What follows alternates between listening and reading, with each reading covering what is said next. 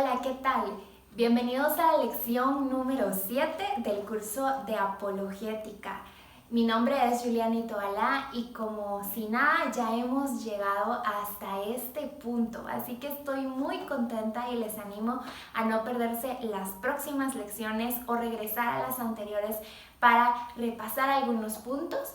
Y pues sin más, el día de hoy vamos a entrar de lleno. En la lección número 6 yo les hablé de algunos argumentos generales de la fe cristiana que son importantes en la apologética. Y el día de hoy vamos a ahondar en los primeros argumentos que nos van a ayudar a defender nuestras creencias. Por eso el título de esta lección número 7 es La profecía mesiánica y la resurrección. De eso vamos a estar hablando en esta ocasión. Yo quisiera hacerles unas preguntas para introducir esta lección. Si yo les pidiera a ustedes que por favor puedan predecirme cómo va a estar el clima el día de mañana en el lugar donde usted vive, ¿cree que podría hacerlo? Piénselo por un momento. Pues si usted me lo pregunta a mí, yo le diría que a lo mejor soy capaz de predecir el clima el día de mañana, porque puedo tomar como base, por ejemplo, el clima del día de hoy. El día de hoy es un día templado en el lugar donde vivo, es el mes de diciembre, entonces yo podría decir que el día de mañana puede que haya un clima bonito con un poco de frío. Ahora vamos un poco más allá. Yo, por ejemplo, le podría preguntar, ¿podría usted decirme o predecirme quién será el próximo presidente de su país? Yo estoy acá en la ciudad de Guatemala y si ustedes me hacen la pregunta, pues yo podría analizar actualmente los candidatos que tenemos en este país y a lo mejor podría llegar a predecir acertadamente quién podría ser nuestro próximo presidente de la República. Y por lo general, las predicciones que podemos hacer acerca del futuro tienen que ver con algunos datos que tenemos en el presente que nos pueden ayudar para saberlo. Quizá tiene que ver con alguna experiencia que hemos tenido. Y por lo general podemos predecir cosas cercanas. Pero por ejemplo, si yo vengo con usted y le pregunto, ¿podía predecirme quién será el presidente en el año 2100? Entonces probablemente usted me diga no puedo, porque apenas estamos en el año 2021 y en el año 2021 no sé quiénes van a estar vivos en el año 2100, es más, ni siquiera yo probablemente esté viva. Entonces, pues ahí se pone más difícil el asunto.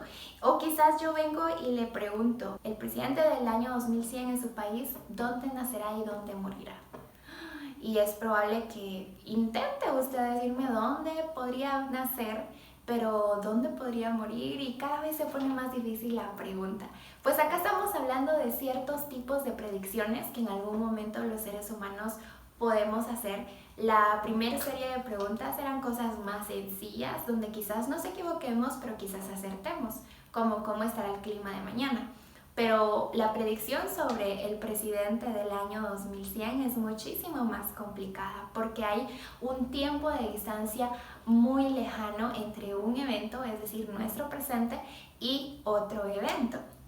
Y esto justamente es lo que sucedió en cuanto a las profecías mesiánicas. Ustedes conocen y han leído seguramente la Biblia y han estudiado o han escuchado acerca de las profecías que se dieron acerca de Jesús. Y esto es algo muy interesante porque nos va a servir a nosotros como un respaldo para defender nuestra fe cristiana.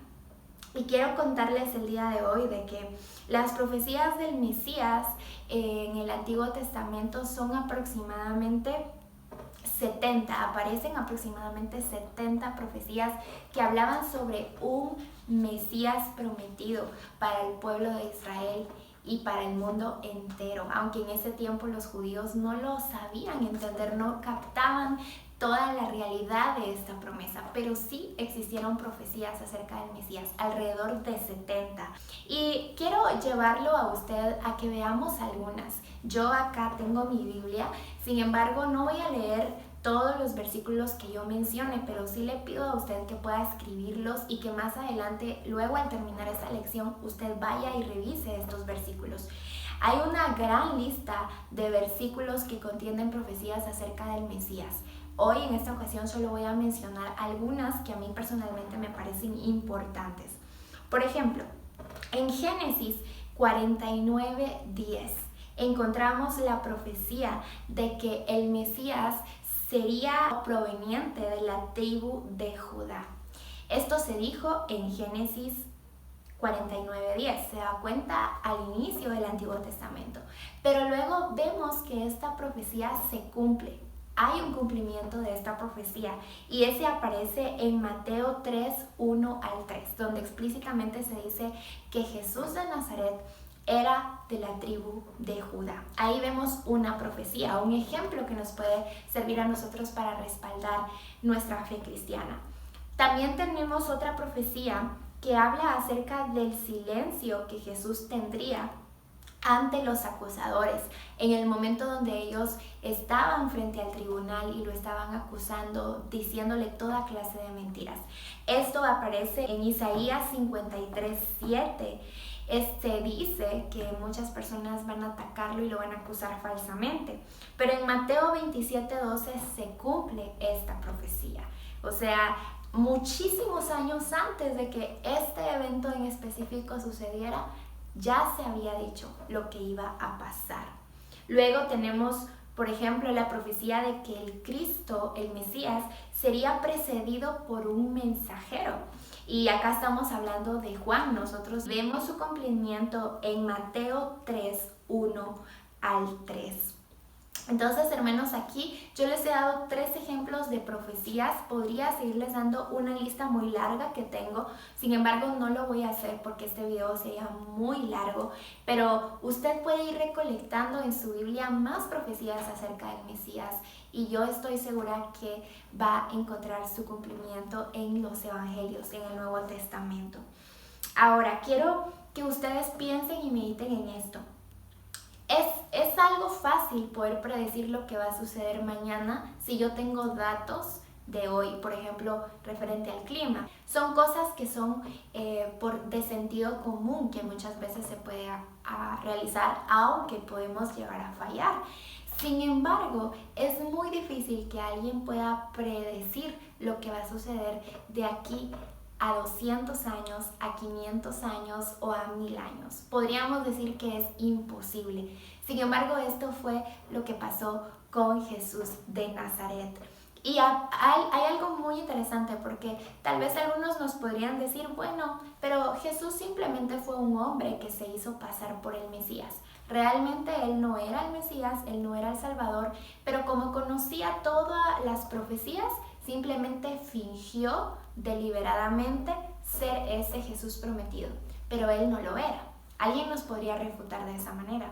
Pero para ser sinceros, es muy difícil que Jesús hubiera hecho eso. En primer lugar, porque Jesús no podría cumplir cada profecía por sí mismo. Por ejemplo, ¿cómo iba a decidir Jesús el lugar donde iba a nacer? ¿O de qué familia iba a venir? ¿De qué tribu iba a venir? Esto es algo que un ser humano no puede elegir por sí mismo. Entonces, aquí, desde acá, en este momento, vemos una debilidad en este tipo de personas que quieren refutar diciendo que Jesús fingió ser el Mesías. En segundo lugar, también debemos tener en mente que estas profecías vinieron de Dios porque solo Dios sabe el futuro. Los profetas que recibieron las profecías acerca del Mesías fueron mensajeros de parte de Dios y receptores del mensaje de Dios en su tiempo. Y solamente podemos saber que fue de Dios porque Dios es el único que puede predecir el futuro de esta manera tan certera. Él conoce nuestro pasado, nuestro presente y nuestro futuro.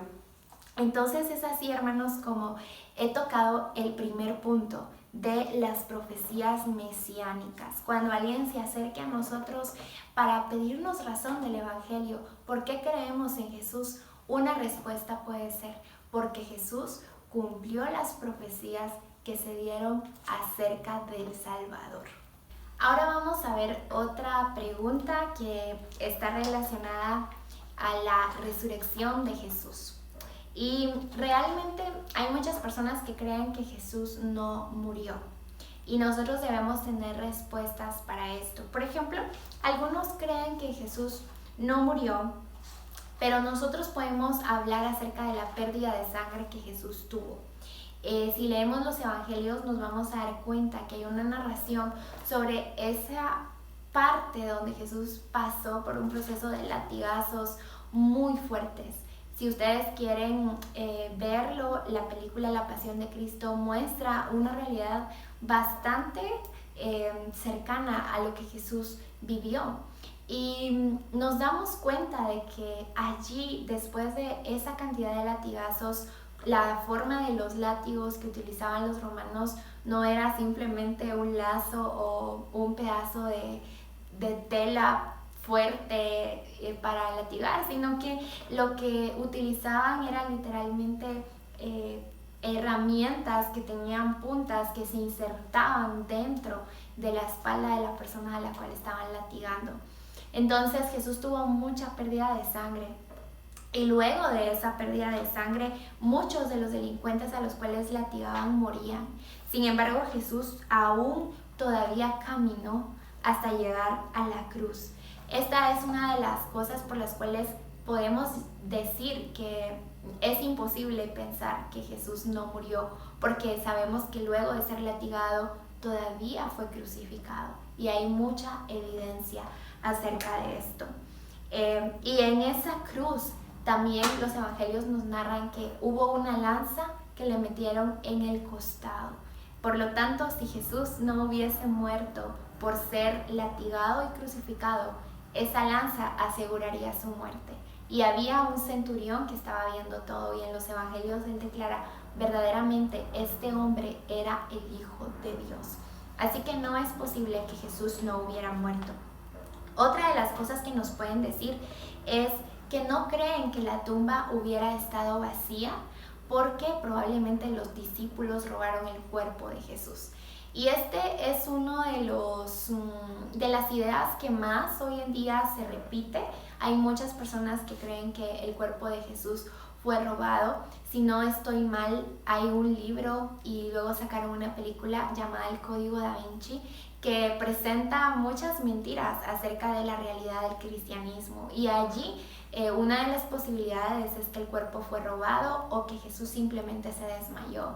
Pero realmente yo les pregunto, si los discípulos hubieran robado el cuerpo de Jesús, ¿creen ustedes que ellos hubieran muerto como mártires por lo que ellos creían? En las lecciones anteriores yo les mencioné que todos los discípulos murieron de maneras muy crueles por defender la verdad del Evangelio. Y si ellos hubieran robado el cuerpo de Jesús, seguramente no hubieran muerto por defender una mentira. Así que esta es una de las ideas que no tiene absolutamente nada de base. El cuerpo de Jesús no fue robado. Y otros dicen que el cuerpo de Jesús puede ser que sí hubiera estado en la tumba, pero que él no estaba muerto, sino que solo se había desmayado. Pero para que esto fuera verdad, solo hay que imaginar todo el proceso por el cual Jesús tuvo que haber pasado. Por ejemplo, después de haber perdido sangre por los látigos, después de haber muerto en la cruz y que le hubieran metido la lanza, aún así el desmayarse, y cuando lo llevaban a la tumba, dentro de la tumba, y él despertó, haber entrado en conciencia, tener la fuerza de remover una piedra grande que cubría la tumba. Realmente este argumento es bastante difícil de creer y básicamente imposible. Todo lo que se narra en los evangelios y en otras fuentes que nos sirven también como evidencia externa fuera de la Biblia nos dice todo el proceso por el cual Jesús pasó. Por lo tanto, Jesús no pudo haberse simplemente desmayado. También, hermanos, quiero comentarles de que si ustedes quisieran investigar un poco más sobre estos puntos de las personas que creen sobre que Jesús se desmayó o que Jesús no murió o que el cuerpo fue robado, pues yo quiero animarlos a leer este libro de Josh McDowell, que es Evidencias que exigen un veredicto. Ahí ustedes van a poder también analizar otros puntos de vista, analizar otras ideas que vienen a completar lo que yo les estoy compartiendo en esta lección. Ahora, algo muy importante también para tomar en cuenta referente a la resurrección de Jesús es lo que pasó después de la resurrección. Por ejemplo, 1 Corintios 15, 3 al 8, ustedes pueden ir en su Biblia, 1 Corintios 15, 3 al 8. Este es un resumen bastante específico y extenso de lo que sucedió luego de la resurrección de Jesús. Y qué bueno que Pablo pensó en esto, porque él es el que registra estos datos importantes. Y acá se habla de que Jesús hizo apariciones después de haber resucitado. Él se le apareció a los 12 discípulos, él también se le apareció a Jacobo, se le apareció a 500 personas que aún estaban vivas en la época de Pablo. Mientras Pablo estaba escribiendo esto, esas personas que vieron a Jesús aún vivían. Y además de esto, también se dice en los evangelios, y este pasaje también recuerda que Jesús se les apareció a mujeres. Y ustedes conocen que ahí estaban las Marías, las que nosotros conocemos como Marías. Y la evidencia o el testimonio de estas mujeres es muy importante, porque en la cultura judía las mujeres no tenían una voz como la que por lo general se tiene en el siglo XXI en la cultura occidental. Es lamentable, pero así sucedía. Entonces, si todo esto hubiera sido planeado, creo que a los que inventaron este suceso, o a los que hubiesen inventado este suceso, en ningún momento se les hubiera ocurrido que las mujeres fueran las que dieran el testimonio de Jesús resucitado, porque nadie les iba a creer.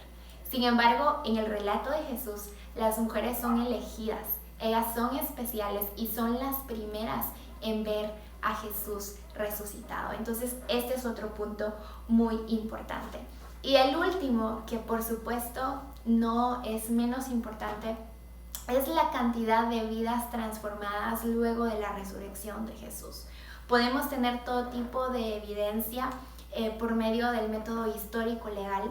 Podemos tener evidencia oral, evidencia escrita y evidencia física. Pero el testimonio de las personas que han sido transformadas por Jesús es una evidencia irreemplazable. Yo soy una de esas personas.